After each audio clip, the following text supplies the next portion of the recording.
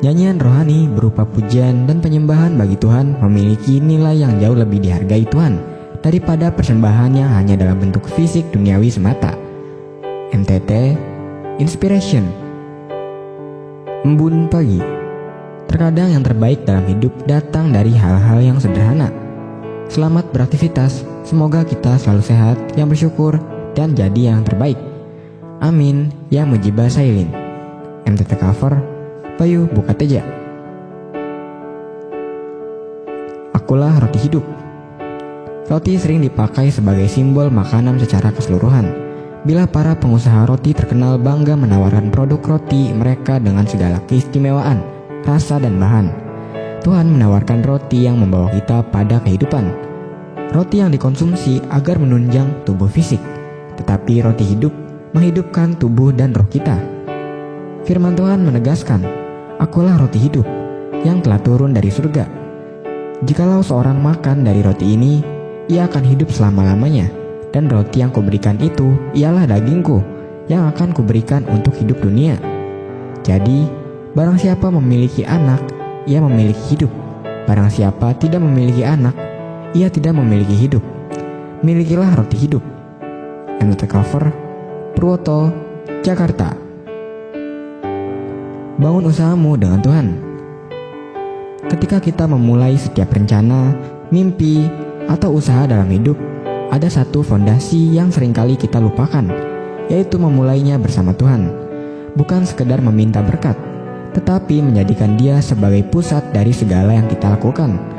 Firman Tuhan dalam Amsal ayat ke-16 pasal ke-3 mengingatkan kita, "Serahkanlah perbuatanmu kepada Tuhan, maka terlaksanakanlah segala rencanamu."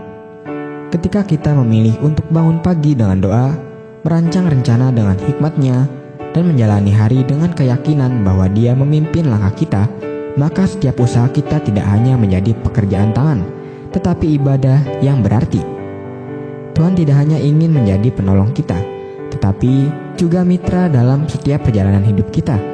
Ketika kita menyadari bahwa setiap langkah dimulai dari Dia dengan tuntunan firman Tuhan dan Roh-Nya, maka kita akan melihat berkat-Nya, bukan hanya dalam hasil, tetapi juga dalam proses. MTT cover Budi, Cirebon. Orang-orang yang selalu berlutut di bawah kaki Tuhan. Orang-orang yang selalu berlutut di bawah kaki Tuhan adalah mereka yang menyadari kelemahannya. Mereka tahu bahwa tanpa Tuhan, mereka tidak akan sanggup bertahan hidup dalam himpitan. Mereka adalah orang-orang yang tidak mengandalkan kekuatan sendiri. Seperti Daud yang diremehkan karena bertubuh kecil saat melawan Goliat. Secara logika, memang tidak akan mampu membuat Goliat jatuh. Namun atas penyertaan Tuhanlah, Daud mampu mengalahkan Goliat. Saat kaki kita selalu berlutut di hadapan Tuhan, maka Tuhan akan memberikan kita kekuatan agar sanggup berdiri saat menghadapi situasi apapun. Persoalan dan beban berat tidak akan mampu membuat kita terjatuh hingga tergeletak. Dan bersama dengan Tuhan, kita akan sanggup melampaui hal-hal yang mustahil. Masuklah, marilah kita sujud menyembah, berlutut di hadapan Tuhan yang menjadikan kita. MTT cover Cipto, Purwokerto. Firman Tuhan. Ya Tuhan, bukalah bibirku, supaya mulutku memberikan pujian-pujian kepadamu. Sebab Engkau tidak berkenan kepada korban sembelihan. Sekiranya ku persembahkan korban bakaran, Engkau tidak menyukainya.